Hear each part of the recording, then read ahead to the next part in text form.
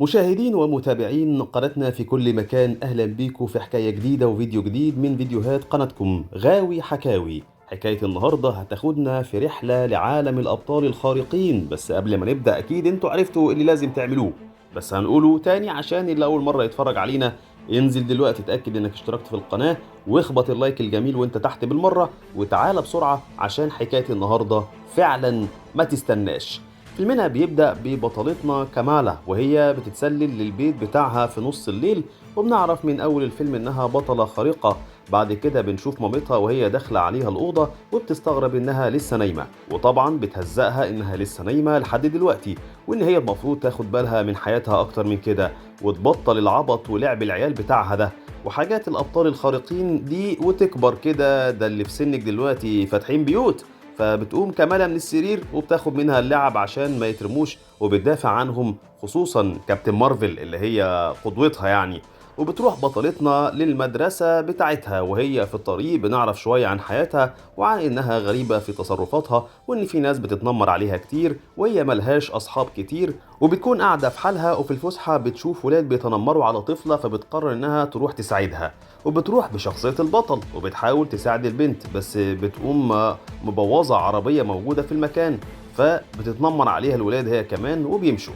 وبتيجي البنت تشكرها على انها ساعدتها في مشكلتها، وبتروح كمالة تجري من المدرسة وهي زعلانة على الفشل اللي هي عملته من شوية وعمالة تلوم نفسها. فبتلاقي ظهر فجأة في السماء طيارة وبتشوف جنبها كابتن مارفل، فبتصور قدوتها وهي طايرة في السماء وبتروح تقعد مع صاحبتها ديرين، واللي في الغالب هنستخدم معاها اسم السنجابة لأنها بتقدر تفهم لغتهم. وما جمع إلا لما وفق وبيكون الاتنين صحاب وبتكون قدوتهم كابتن مارفل ونفسهم يكونوا زيها.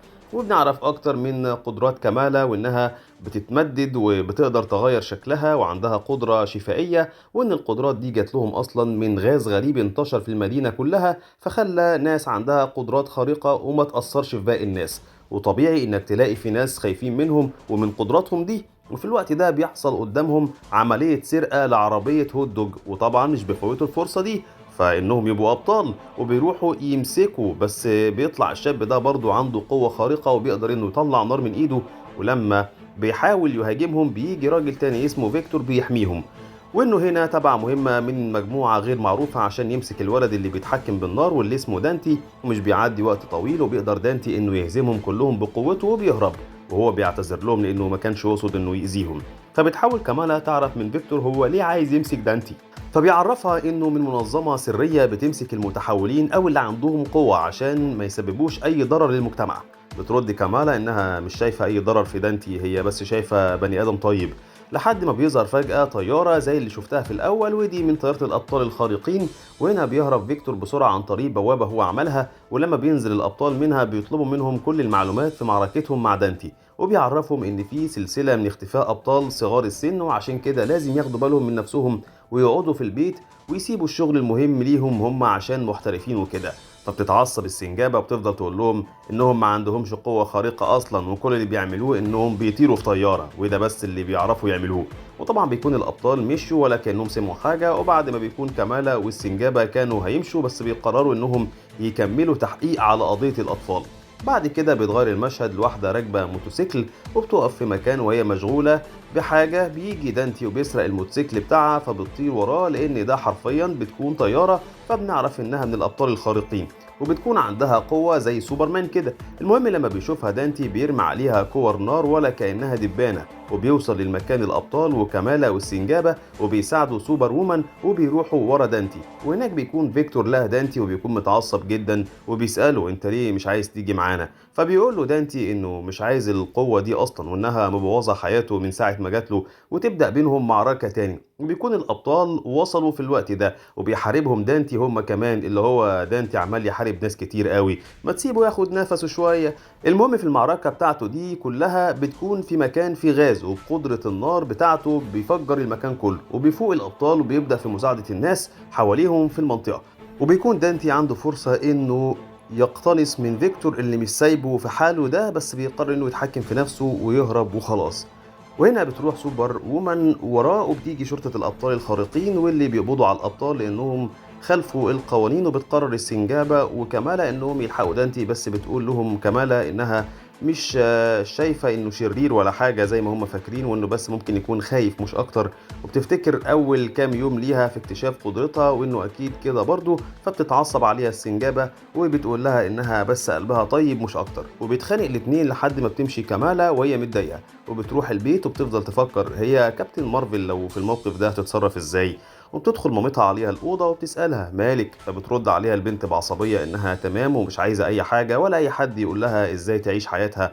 فبتفهم الأم إن بنتها عندها مشكلة، فبتقعد جنبها فبتحكي لها كمالة إنها شايفة حاجة صح وكل الناس التانية شايفين العكس، أو حتى بيقولوا عليها مجنونة، فبتنصحها مامتها إنها تمشي ورا قلبها وهو هيدلها على الصح. وبتتصل بصاحبتها السنجابة عشان ترجع للمهمة، وبتروح تخرج تدور عليها وبتلاقي فيكتور قدامها وبيعرض عليها إنها تدخل معاه التيم بتاعه والمنظمة بتاعته، فبترفض كمالة، فبيضربها وبيتحول لشكله الحقيقي وبيكشف لها هنا عن شخصيته الحقيقية، وإن المنظمة بتاعته هي اللي أطلقت الغاز اللي حول الناس دي، وإنهم عملوا كده عشان يعملوا تيم من الأشرار. وبتيجي السنجابة وبتشوف معركتهم مع بعض، ولما بتوصل لها عشان تساعدها بيكون فيكتور فتح بوابة ودخل فيها هو وكمالا. وبتتواصل السنجابة مع الأبطال عشان تعرف مكان كمالا، وبتروح سوبر وومن عشان تنضم لها في التيم وينقذوا كمالا، وبتوافق على طلبها بس بيكونوا محتاجين سفينة فضائية لأن المكان اللي فيه كمالا هو في الفضاء. وبيروحوا يحرروا البطلة اللي اتقبض عليها من فترة عشان تجيب لهم سفينة فضائية وتساعدهم يوصلوا لكمالا. وبالفعل بيقدروا يوصلوا لها وبيحرروها، وبيكون قدامهم بقى انهم يخرجوا من كل الحراس دول، وبتيجي في لحظة بتكشف لهم عن قوتها وبيقدروا انهم يسرقوا سفينة وبيروحوا على المكان اللي فيه كمالة، وهناك بتكون كمالة لسه فايقة وبتلاقي كاميرا في وشها وبيظهر لهم هولوجرام لرئيسة المنظمة، واللي بتقول لهم انهم لسه مش كلهم في المنظمة معاهم، وان هم عشان ينضموا بجد لازم يحاربوا بعض، واللي هيفضل منهم هو اللي هيبقى معاهم. وبيكون مع كمالا دانتي، وعشان يخلوهم يحاربوا بعض بتهددهم انها عارفة كل التفاصيل عن حياتهم وعن عيلتهم، ولو عايزين تحموهم احسن لهم يبدأوا في المعركة دلوقتي.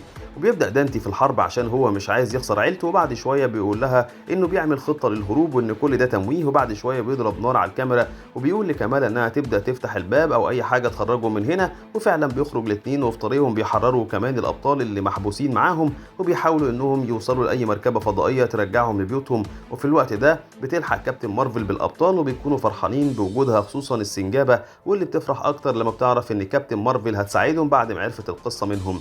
وبنرجع للأبطال المسجونين اللي بتيجي رئيسة المنظمة بتقدر إنها تتغلب عليهم، بتوصل كابتن مارفل واللي معاها وبيقدروا يحرروا الأبطال، وبتقدر كمالة أخيرا تقابل بطلتها وقدوتها، وبيتجمع الأصدقاء تاني وبيفوق فيكتور وبيحرر قوته الكاملة بعد ما بيقدر تيم كابتن مارفل إنهم يرموا رئيسة المنظمة في الفضاء، وبيبدأ يحاربهم كلهم وبيدمر السفينة، بس بيقدر الأبطال إنهم ينتصروا عليه. بس مش بتخلص المشاكل لحد كده، وبيكون عليهم انهم يهبطوا بسلام بالسفينة اللي دخلت مجال الارض، وبيكون الحل الوحيد ان كابتن مارفل انها توجه السفينة بنفسها، وبتروح بره السفينة تشيلها وتنزل بيها في المحيط. وبيهرب فيكتور والكل مشغول قبل ما السفينة تنزل على الأرض، وبتتكلم كابتن مارفل مع كمالة إنها مش لازم تكون زيها وإنها تكون نفسها بس. وتاني يوم بتروح كمالة والسنجابة لجراج لكابتن مارفل وبيدخلوا، بس مش بيكون في حد هناك، وفجأة بيفتح باب سر بينزلهم تحت على مقر فيه كل الأبطال الخارقين حتى الأبطال اللي أنقذوهم امبارح. وهنا بيعرف كل الموجودين اللي عايزه كابتن مارفل تقوله، وهو انها عايزه تعمل فريق زي فريق العداله كده، ويبقى فريق الابطال الخارقين بتاعهم، ويبداوا ينفذوا مهمات لانقاذ العالم من كل الاشرار اللي موجوده فيه، لانها مش هتقدر تعمل ده لوحدها. وفعلا بيتحمس الكل للفكره، ومن هنا بتبدا فرقه مارفل اول اعمالها. ولغايه هنا برضو بنكون وصلنا لنهايه فيلم النهارده، بس زي ما انتم عارفين حكايات الغاوي عمرها ما هتخلص. استنونا في فيديوهات وحكايات كتير جاية، وما تنسوش تدعمونا باللايك والسبسكرايب للقناة عشان نقدر نكمل في حكاياتنا اللي بنجيبها لكم من كل مكان في العالم. واكتبوا لنا رأيكم في الكومنتات اللي تحت، ولو عايزين أي فيلم تاني ممكن تكتبوا لنا اسمه في الكومنتات، وسيب الباقي علينا، ونشوفكم قريب قوي. باي باي.